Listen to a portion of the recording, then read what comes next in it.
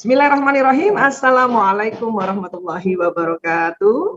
Alhamdulillahirabbil alamin. Wassalatu wassalamu ala asyrafil anbiya'i wa mursalin wa ala alihi wa sahbihi ajmain, amma ba'du. Menjadi orang tua yang ramah tanpa marah-marah. Masya Allah. Iya. Sebetulnya ramah itu apa sih? Itu harus kita tahu dulu ya. Ramah itu apa? Karena kita orang Indonesia, ya mau nggak mau kita ambil sumbernya di mana? Kamus Besar Bahasa Indonesia, ya. Jadi ramah itu adalah baik hati dan menarik budi bahasanya, manis dan lembut tutur kata dan sikapnya, suka bergaul dan menyenangkan dalam pergaulan. Ini kalau arti ramah di Kamus Besar Bahasa Indonesia. Jadi ini kita cek aja dulu nih, ayo Bunda, udah baik hati dan menarik nggak budi bahasanya? Manis dan lembut tutur kata dan sikapnya nggak, gitu kan? Suka bergaul nggak sama anak-anak dan menyenangkan dalam pergaulan, ya? Karena sekarang kita konteksnya adalah parenting, ya berarti sama keluarga kan, gitu. Jadi kalau sudah, alhamdulillah, terima kasih ya. Nah, tapi kita insya Allah hari ini kita tambahkan lagi agar betul-betul kita senantiasanya ramahnya ini betul-betul lillahi ta'ala, ya. Nah, termasuk tadi tuh kita harus masukkan di dalam otak kita ya pelajaran-pelajaran, prinsip-prinsip yang tentu karena kita ya keluarga muslim ini kita harus masukkan di otak kita nih tentang Al-Qur'an, ya. Baik. Terus kalau bicara otak ini apa sih Bu Aisyah? Ini kan kita ada kaitannya dengan otak ya. Ya jelas karena saya juga modul saya senantiasa berbasicnya otak manusia. Jadi kita lihat lagi ya, ini otak manusia. Otak manusia ini ya ada otak besarnya dan ada otak kecilnya ya. Dan kemudian terbagi dua, ada belahan kanan, ada belahan kiri. Ini saya sering sekali ya. Saya sering sekali kasih lihat ini agar apa? Agar kita ya ingat kalau kita punya otak ya. Nah, di dalamnya ada yang dinamakan sel otak neuron. Jadi di dalam otak ini ada sel otak jumlahnya 100 miliar, satu sel otak kerjanya kayak satu komputer yang tercanggih di zamannya ya ini. Jadi ini ada di dalam sini nih. Bayangkan ini satu komputer loh, kita ada 100 miliar. Allahu Akbar ya. Nah, nanti sel otak ini ada kabelnya ini kan ya. Ini akan saling sambung menyambung, sambil sambung menyambung membentuk memori, membentuk ingatan. Kok bisa dia tersambung? Karena kita menstimulasinya dari mana? Dari apa yang dilihat, apa yang didengar, apa yang diucapkan, apa yang dihidu dan apa yang dirasakan di seluruh tubuh ini. Jadi kalau nanti kita lihat gambarnya seperti ini. Nah, ya apa yang dilihat, didengar, diucapkan, dihidu, dirasa di seluruh tubuh, terjadi sambungan-sambungan yang ada dalam otak. Nah, setiap sambungan ini membentuk ingatan, membentuk memori. Ya. Kalau kita nasihati diri kita, atau kita nasihati anak, atau sambung seperti ini. Ya. Jangankan itu, misalnya saya lihat nih dari tadi, ya Ustadz Riza. Nah, di otak saya Ustadz Riza tersambung.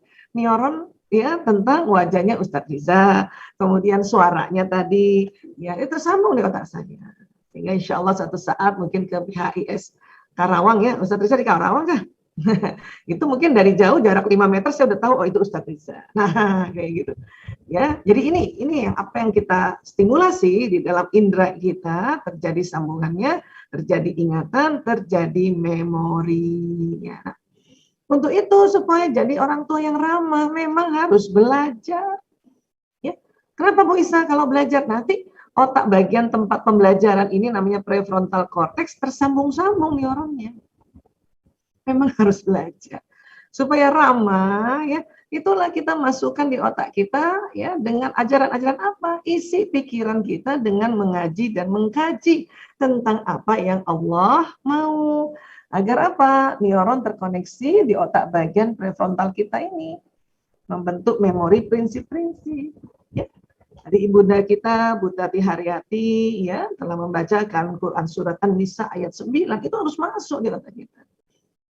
Ya, selain kita mengaji, dikaji. Ya, itulah makanya beliau tadi kupas nih, lewat tafsirnya. Itu memang harus masuk. Bahkan diulang-ulang. Agar apa? Agar sambungannya jadi tebal. Nah, ini sambungannya tebal, Masya Allah. Ya, nih masuk. Senantiasa prinsip-prinsip ini nanti yang menjadi prinsip ini menjadi tuntunan kita. Ya. Dan alhamdulillah banyak sekali Allah ajarkan tips-tips parenting di Al-Quran. Selain Al-Quran, tentu kita melihat contoh teladan. Ya, contoh teladan utama memang kita harus baca itu sirah Rasulullah SAW. Bagaimana Rasulullah ya mendampingi anandanya, bagaimana juga Rasulullah mendampingi istri-istrinya, bagaimana itu harus masuk. Karena nanti akan terbentuk nih kabel-kabel di otak kita. Dan memang harus diulang-ulang kalau mau mahir. Ya, jadi harus ulang-ulang gitu. Demikian juga ananda kita.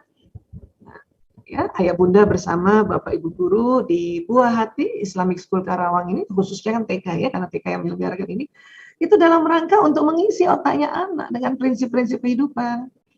Itulah kita ajarkan. Karena otak manusia itu banyak 100 miliar, maka nggak perlu satu hari doang diajarkannya, hari demi hari, minggu demi minggu, karena banyak Pak. Lain binatang otaknya volumenya jauh lebih sedikit. Maka seperti anak bebek gitu ya, anak bebek itu dalam waktu berapa hari aja ditendang ibunya masuk kolam, ya udah bisa berenang dengan perangkat-perangkat yang Allah ciptakan di bebek itu gitu.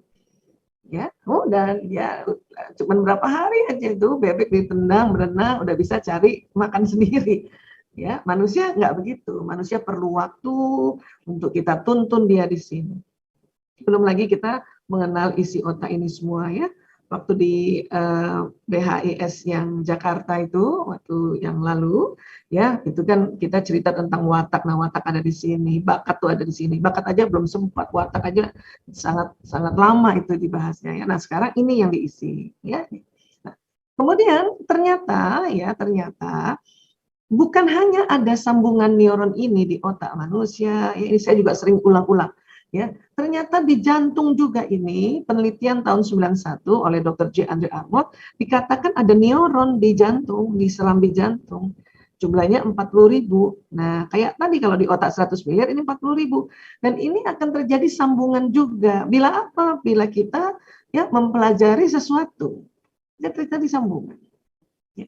Untuk itulah sebetulnya ya, para ulama dan para ilmuwan mengatakan kalau kita bilang kolbu itu sebetulnya organnya adalah jantung, ya, jantung. Karena ada neuron yang di kolbu ini terkoneksi membuat memori. Ya. Dan jauh sebelumnya ulama kita, salah satunya Imam Al-Ghazali di sekitar tahun 1110 ini, ya 1110 Masehi coba ya. Beliau sudah mengatakan bahwa di jantung itu ada titik kolbu, ada suara Tuhan. Ya. Tahun 91 aja dunia kedokteran baru mendapatkan neuron. Al-Ghazali sudah bilang, itu jantung itu selain memompa darah, ada itu di bagian kanannya itu ya titik kolbu itu, ada kekuatan di situ. Imam Al-Ghazali mengatakan gitu. Ya, sekarang kan sudah ditemukan alat untuk melihat sesuatu yang lebih kecil. Ya. Bahkan di tahun 1998 ya di Institute of Heart Math ya itu kerjasama Inggris dengan Arab Saudi khusus untuk membahas kolbu itu mengatakan bahwa ada suara Tuhan di situ, ada ajaran-ajaran Tuhan di situ di kolbu ini. Ya, Imam Al-Ghazali sudah duluan mengatakan ya ada titik kolbu. Nah, jadi disinyalir ini ya di dalam kolbu kita sudah ada sambungan tipis, ada patron tentang apa yang Allah mau. Untuk mengetahui apa yang Allah mau, tentu kita baca Al-Qur'an. Ya, ada juga ulama yang ada di sini ini Institute of Harvard ya, yang memang ilmuwan bersama ilmuwan muslim juga ya. Mereka dengan saklek mengatakan sudah ada Al-Qur'an di jantung itu. Memang masih tipis sambungannya. Untuk itu harus ditebalkan. Dengan apa? Mengaji dan mengkaji, mengaji dan mengkaji. Kalau dia tebal, ya jantung ini bisa memberitahu pada otak dan jantung ini memberitahu pada seluruh tubuh. Ya. Itulah ya, Rasulullah SAW mengatakan ya ada mudghah yang namanya kolbu ya di dalam tubuh kita. Kalau mudghah itu baik, maka baik pula seluruh tubuh. Karena rupanya ada poros khusus antara jantung ke otak. Jadi kalau nyala ini ya sambungan-sambungan neuron yang di jantung kita karena kita mengaji dan mengkaji, maka kolbu ini akan bilang sama otak kita, ya, woi jangan marah kan gitu. Termasuk kita misalnya kita ya mengaji dan mengkaji ya termasuk dalam hal ini hadis-hadis Rasulullah. Ya, La taqdab walakal jannah. Itu harus tebal, itu harus diulang-ulang terus itu. Supaya pas otak mau marah ya, jantung bilang walakal jannah, walakal jannah, walakal jannah. La taqdab walakal jannah. Itu. Ya. Loh kenapa Bu Aisyah? Nanti kita lihat di otak memangnya ada apa sih kan gitu. Ya. Artinya pada saat kita mengaji dan mengkaji itu akan tersambung sambungan yang ada di otak tentang apa yang Allah mau terhadap kehidupan kita. Dan juga di jantung yang sudah ada sambungannya semakin tebal sambungan. Karena jantung ini akan bicara sama otak, otak perintah ke seluruh tubuh. Memangnya kalbu bisa buruk ya? Karena Nabi bilang begitu, apabila mudghah ini buruk, maka buruk pula. Bisa. Kalau apa? Kalau kita nggak mengaji dan mengkaji, kita belajar hal yang lain. Kita nggak ngaji mengkaji, belajarnya cuma ya kapitalis, liberal, sekuler. Hati-hati, ini sambungannya jadi sekuler. Itulah saya sangat mendukung sekali, bahkan menyuruh sebetulnya saya. Sejak kecil anak-anak kita yang keluarga muslim ini masukkan sekolah Islam. Agar sambungan pertama itu memang yang ada di dalam jantung patron, ya apa yang Allah mau jadi kuat. Kalau kita tidak masukkan di sekolah yang dari kecil memperkuat apa yang Allah mau, ya nanti merugi.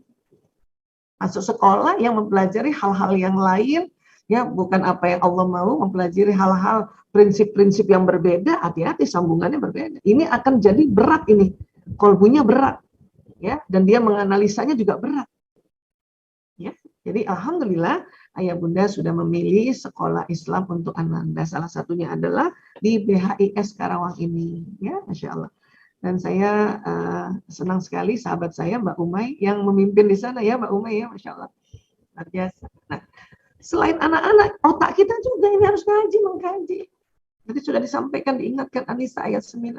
Saya juga sampaikan bahwa banyak sekali ayat-ayat yang Allah berikan tips-tips parenting. Di antaranya ini yang paling juga saya masukkan selalu di otak saya. Terutama sekarang dalam rangka mau ramah tadi, mau ramah apa? Ini surat Ali Imran 159. Ya, bismillahirrahmanirrahim. Fabima rahmatin minallah lintalahum. Maka karena rahmat dari Allah engkau bersikap lemah lembut terhadap mereka. Karena tadi ramah salah satunya cirinya adalah ya tutur kata lembut, sikap lembut. Jadi Allah sudah ajarkan duluan ini sebetulnya ya. Walaupun tafazzan galizal qalbi lan fadduh min haulika. Sekiranya engkau berlaku keras dan berhati kasar, tentulah mereka menjauhkan dari sekitarmu. Ini yang bahaya nih ayah bunda, kalau anak-anak jauh dari kita. Minimal dia kunci kamar tuh, hati-hati. Ya. Yang bahaya lagi, kalau nanti sudah makin remaja, dia pergi apa? Terjadi penyimpangan-penyimpangan di luar rumah.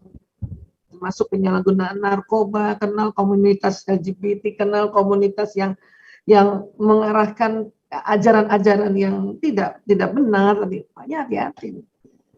Ya, hati-hati. Tadi juga Bu Tati katakan di surat An-Nisa ayat 9, kita diminta untuk berkata yang benar. Itu semua harus masuk di otak kita. Ya. Bu Aisyah, saya sudah lembut, tapi itu anak intonasi suaranya masih keras, malah dia yang keras Bu Aisyah. Allah ajarkan kita fa'fu anhum wastighfir lahum wastaghfir lahum, ya maka maafkanlah mereka dan mohonkan ampun bagi mereka. Jadi maafin Bu. Ya Allah, saya maafkan anakku ya Allah. Misalnya anak saya yang lanang Sismadi, ya Allah, ampuni dia ya Allah. Gitu caranya. Wasyawirhum fil amri, ya, dan bermusyawarahlah dengan mereka dalam satu urusan. Jadi ya baru ajak musyawarah, baru ajak ya kita ngobrol. Fa'idza azamta fatawakkal 'alallah, dan kemudian apabila engkau telah membulatkan tekad, maka bertawakallah pada Allah. Jadi dalam musyawarah sama anak nih ya, kan kita ada nanti kesepakatan, ya kan? Nah, pada saat kita sepakat, tawakal ya ayah bunda ya. Karena kalau kita nggak tawakal, nanti kita ragu, nanti keraguan membawa lagi kita marah-marah. Apalagi bahayanya kita sering apa? Sering berburuk sangka. Alah tadi udah musyawarah, dia bilang cuma mau main 1 jam. Lihat nanti itu, kita sering gitu tuh orang tua dalam pikiran kita. Lihat nanti itu, ya pasti lebih dari 1 jam. Hati-hati tuh. Itu berarti kita nggak tawakal. Tawakal aja dulu. Kenapa? Karena Allah, innallaha yuhibbul mutawakkilin. Sungguh Allah mencintai orang yang bertawakal. Dan ada sambungan di 160 ini ya. In yansurkumullah fala ghaliba lakum. Ya. Jika Allah menolong kamu maka tidak ada yang dapat mengalahkanmu gitu. Ya. Wa in yakhdurkum faman zallazi yansurukum min ba'dihi. Tetapi jika Allah membiarkan kamu tidak memberi pertolongan ya, maka siapa yang dapat menolongmu setelah itu? Untuk itu kita diminta wa'alallahi falyatawakkalil mu'minun. Karena itu hendaklah kepada Allah saja orang-orang mukmin bertawakal. Memang perintahnya mukmin ya. Dan kalau kita ingin menjadi orang tua ya, masuk golongan mukminin wal mukminat, itu mintanya tawakal Allah. Jadi ini harus kita masukkan terus, memang kita harus mengkaji terus ya. Nanti kita lihat contoh teladannya dari ya apa yang Rasulullah lakukan. Kemudian kalau kita mau lagi lebih mendalaminya, kita buka lagi tafsirnya. Mau lagi lebih memahami dengan konteks keterkinian, kita lihatlah buku-buku atau kajian-kajian dari para ya ustadz-ustazah kita, para alim ulama kita lihat lagi. Termasuk ya penemuan-penemuan ilmuwan apa sih sebetulnya? Karena ilmuwan itu menemukan hal-hal yang Allah ciptakan. Ya. Oke, jadi kita minta pertolongannya sama Allah ya.